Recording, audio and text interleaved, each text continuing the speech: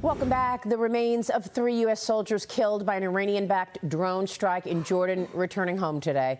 President Biden and First Lady Jill Biden will join grieving families at the Dover Air Force Base for a dignified transfer to honor these fallen service members, these fallen heroes, as the U.S. reportedly approves plans to strike Iranian personnel and facilities inside Iraq and Syria, carried out over a number of days. Joining me right now is Florida Congressman Cory Mills. He's a member of the House Armed Services and Foreign Affairs Committees.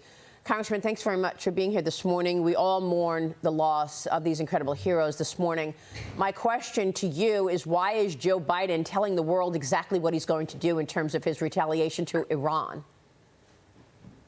Well, you're exactly right that he's already foreshadowing exactly what is upcoming. And that's one of the dangers that Joe Biden has continued to do, is to try to show his hand to our adversaries, which makes them less concerned and more prepared. Look, the tit-for-tat retaliation from kinetics is not what we need right now, but we also have to take into consideration, why was this drone able to be able to come in the first place? Why did we have softened and not hardened structures and an outpost when we know the geopolitical and dynamics that's shifted? You know, we're sitting here lining our soldiers up and our airmen and our Navy sailors and others up for failure when we're trying to go ahead and play a tit for tat without even identifying what the root cause was of this attack and how we could actually prevent it in the future. So I think that we need to start thinking more, Maria, in a non-kinetic way. We need to think about how we can hit China, Russia, Iran, North Korea economically. You know, it is Joe Biden's fault for the amount of fungible assets that Iran has to begin with, the $100 billion in increase in oil exportation, the fact that he had $6 billion in unfrozen, unfungible assets. I mean, the whole idea is that we have to start looking at the root cause of these attacks and not just think from a kinetic element of being a retaliatory strike. Yeah, I don't understand how that drone strike was not intercepted.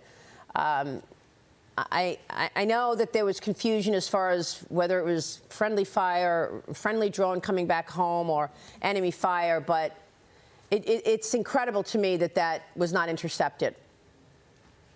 Well, and not to mention the fact that we sat in a brief with the Armed Services Committee here recently in a classified setting, so I won't go into that piece of it. But what I will tell you is that we haven't done certain steps that I think are necessary in understanding the full details. You know, when you send a drone out, you're tracking their capabilities, and they're also, when they're coming back, sending out a different frequency than you would with an enemy drone. So we should have been able to detect that unless there was some type of a communication blocker or transfer, and that just wasn't the case. But until we harden our assets, a retaliatory strike only offers more attacks potentially at either Tower 22 as the outpost or other areas in Iraq, where we've seen 150+ attacks just in Iraq and 30+ attacks in the shipping lanes. It's impacting 12% of global trade. Yeah, and we haven't seen any response to all of these attacks. 160 attacks since October 17th. Meanwhile, Defense Secretary Lloyd Austin speaking out for the first time since his secret hospital stay, offering an apology of sorts to the American people. Watch this. I want to be crystal clear. We did not handle this right, and I did not handle this right. I should have told the president about my cancer diagnosis. I should have also told my team and the American public. And I take full responsibility. I apologize to my teammates and to the American people. Congressman, I know you were the first to file articles of impeachment on Austin. Does his apology change anything for you? No, it does not, Maria. Look, my heart goes out to him. I hope that he has a speedy recovery. I hope that his treatments go well. But the reality is that Lloyd Austin was a senior military officer and understands chain of command.